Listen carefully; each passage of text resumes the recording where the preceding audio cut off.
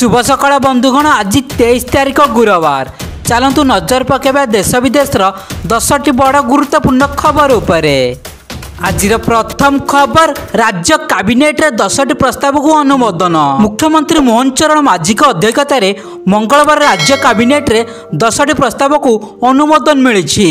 प्रति पंचायत एक आदर्श स्कूल हवा नहीं निष्पत्ति होईछि। चलित वर्ष 114टी पंचायत प्रथम पर्यायर कार्य आरंभ होब। एथिपाई राज्य सरकार 12,000 कोटी टंका वहन करिवे।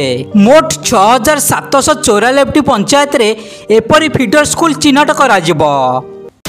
परवर्ती खबर, शीतल भंडार पर राज्य सरकार को प्रोत्साहन। नूतन शीतल भंडार पर राज्य सरकार प्रोत्साहन जोगाई देबे। अनुसूचित जनजाति पुंजीर 60% छाड़ हम। एपरिक सर्वाधिक 6 कोटी 50 लाख टंका पर्यंत रिहाती मिलिबो। एथिस साधारण वर्ग को 50% सब्सिडी मिलवा सह प्रथम दिन में बिजुली बिल को रिहाती जोगाई दिया बोली मुख्यमंत्री कहते। परवर्ती खबर, राज्य में नियुक्ति हेबर 5,000 डाक्तर। मुख्यमंत्री मोहन चरण माझी कहते जे ओडिशार डाक्तरी सेवा नियमावली 2017 संशोधित होईछि। यह द्वारा डाक्तर नियुक्ति प्रक्रिया सहज होइजिब। अतिशीघ्र राज्य में 5,000 डाक्तरी पद पूरण होगा सह राज्य में 124 जन डेंटाल डाक्तर को राज्य सरकार नियुक्ति करने नहीं निष्पत्ति होइछि। परवर्ती खबर, सुभद्रा टंका पाई 157 जन पुरुष आवेदन करिसेंती। सुभद्रा योजना को नहीं चांचल्यकर तथ्य सामना को आसीछि। महिला मानक सशक्त करने राज्य सरकार द्वारा करा जाइता सुभद्रा योजना पाई राज्य में 157 जन पुरुष आवेदन करिसेंती। ई केवाईसी जांच कला बेले एही चांचल्यकर तथ्य सामना को आसीथिबा जणा पड़िछि। परवर्ती खबर, ई केवाईसी सरिया पूर्व कर दियंतु राशन कार्ड सरेंडर।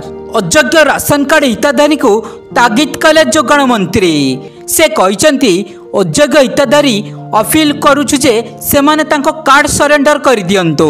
जदि सेमाने तांकर कार्ड सरेंडर न करंती ताले तांको विरोध रे कड़ा कार्यानुष्ठान ग्रहण करा जिवो। किंतु कार्ड सरेंडर कले कोनोसी कार्यानुष्ठान हबनी बोली मंत्री कहछन्ती। परवर्ती खबर, मुख्यमंत्री का बड़ घोषणा, बढ़िला भत्ता टंका।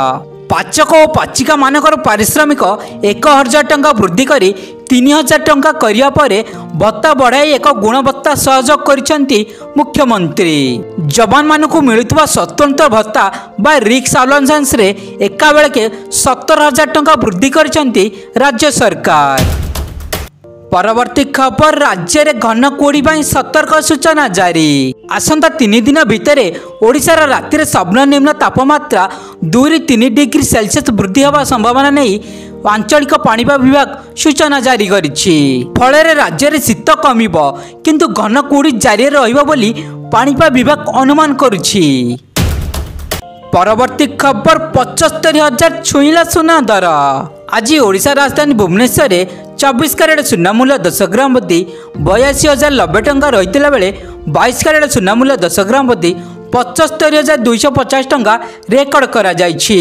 सेहीपरि ओडिशार अन्यतम सहर कटक रे 22 कैरेट सुना मूल्य 10 ग्राम प्रति 75,200 टंका थिला बेले संबलपुर यार मूल्य 75,230 टंका रही खबर मिली।